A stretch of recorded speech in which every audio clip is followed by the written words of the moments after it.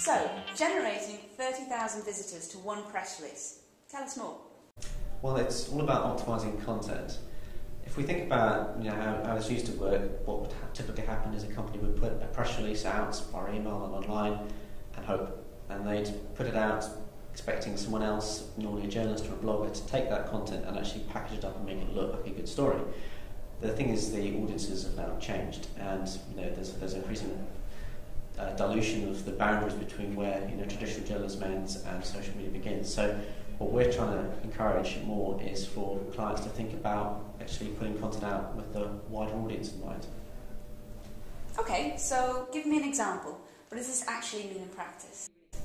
Okay, well, if we think about one of our current clients, they put out, this is a leading consumer technologies company, they put out a story about one of their new product launches, but they packaged it in such a way that it was actually readable and it looked good for potentially customers coming to the site.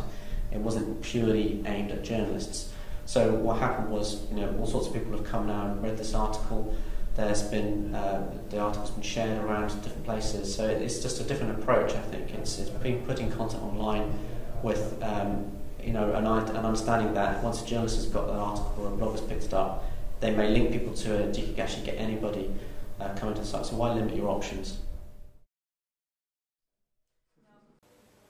Any indicators of success? Well, there are some useful metrics that you can use to see whether or not this new approach is actually working. So one important indicator is inbound links. So if you get coverage from an online news source, like in a blog, a good sign of whether they think the content you've put is worth sending people to is whether they've actually put a link back to it. And so in this particular example, we saw dozens of good quality inbound links from a number of leading online news sources and blogs. So a lot of the traffic came off the back of that, so you get coverage and then people follow the recommendation of the writer to actually go and view your story.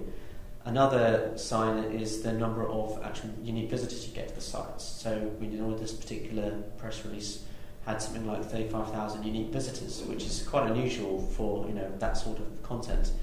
And another example is to look at how many people then have shared it. So all those people coming to the site, a lot of them shared it, so we've got hundreds of people passing on the link through Facebook to their friends, so that obviously then got even more exposure.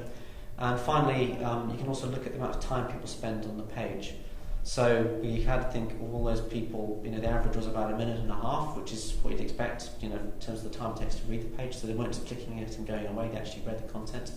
And then also we can see roughly about a third of those people went on to view other content on the site. So again, you've got people reading content that they never perhaps planned to read on your own site. Other stories were read as well. So how about a bad example? I'm not going to mention any names, of course, but you can look at one leading FMCG business which had an interview with their CEO talking about his global sustainability drive.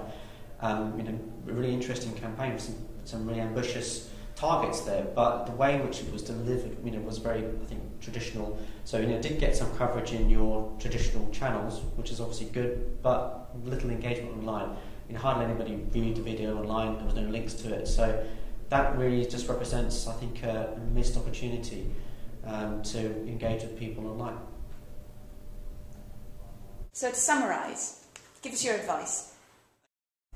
Okay, well, I think 3 simple takeaways are, first of all, think about your audience and package your content accordingly. So the audiences have evolved. When you're creating content, think about where you actually want to get coverage, go to those places, look at how they package content, and do likewise. So if there's images and videos, make sure you've got that in your original piece. Don't expect somebody else to do your hard work and actually turning it into a story.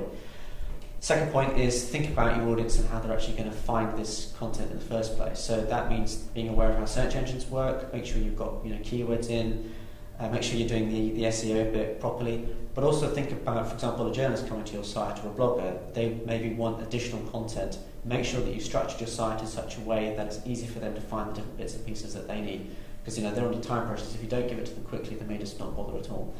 And third point is to say, well, if you've got your target audience coming and look at the content, how can they engage with that content? So make it easy for them to share it. So there's simple ways in which you can just put links and buttons so that if they like the content, they can pass it on to their friends on Facebook, or they can share it with their followers on Twitter. So simple things that you can do just to maximise your exposure for every piece of content.